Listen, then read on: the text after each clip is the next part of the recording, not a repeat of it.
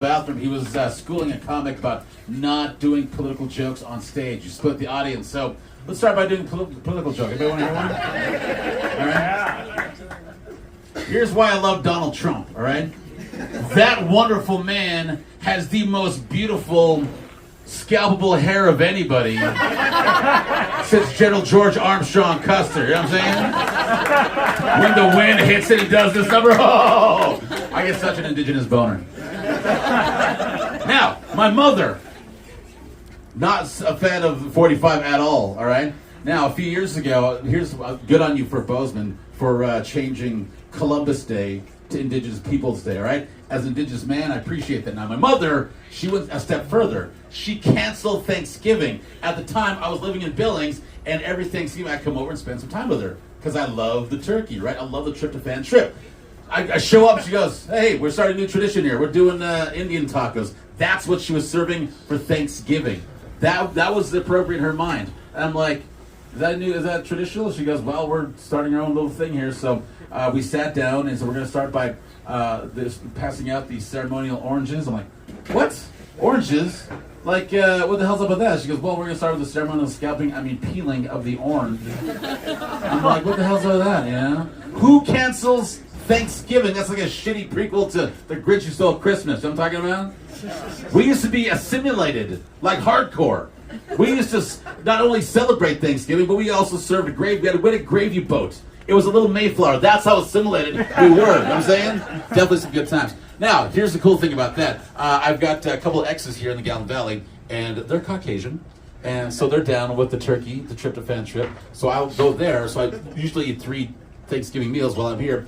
And yeah, beautiful turkey, the 2 types of cranberry sauce, because that's the kind you need. You know what I'm saying? If Denny's served it, they'd call it the colonizer special. You know what I'm saying? It would only cost $14.92.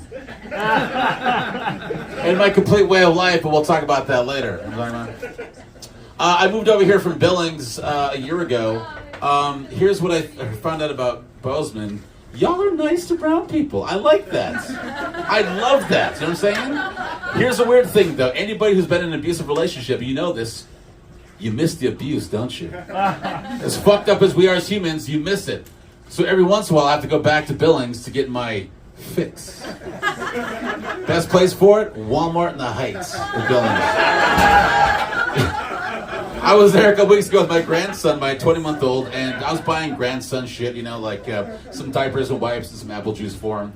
And as I'm going through the one checkout, what happened to all the checkout people, the cashiers? One lady in the checkout line. She was like 60 years old, not having a good day. Now, me being the brown patch Adams I am, I want to make her smile. I want to make people laugh. As I'm going through the checkout line, and she's scanning my shit, and I look at it, and she's scanning the orange juice, or the apple juice, and I'm like, pardon me, ma'am, is that apple juice, or did I buy my grandson, Pine Sol again? Nothing! On her face, no reaction. Finally, after 10 seconds, she goes, I thought you people drank Lysol. I was like, oh, there it is, yes, I'm back! Thank you, Billings, oh my God. But here's the cool thing about the Galvin Valley. I still look for racism here. And when I find it, it's so delicious, man. It's like a diamond in a rough here, you know? Your little hippie commune of a fucking town. Do you remember Mixers? Who remembers Mixers?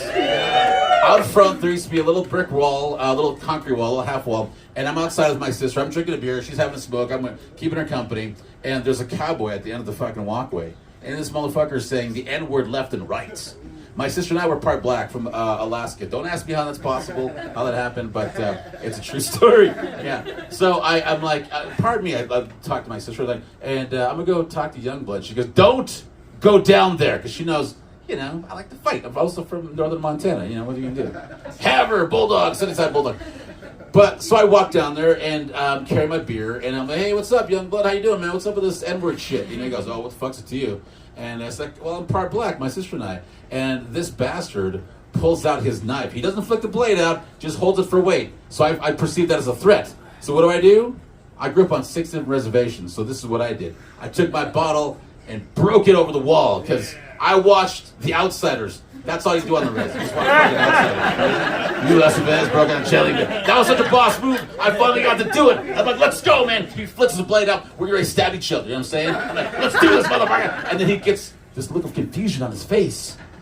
And he goes, wait a minute, are you Good Time Charlie from 105.7, the Eagle Morning Show? I'm like, yeah, so let's do this. Like, I love you, bro. I love your show. Me and my boys reporting about out in Belgrade. I can't wait to tell tomorrow morning that I got to party with you. You want a shot? I'll buy you a shot. I'm like, yeah, and a beer too, by the way. That'd be great. So I appreciate that. So that's what I guess I'm trying to tell you is how you defeat racism, is become marginally famous in a little hippie commune town like Bozeman.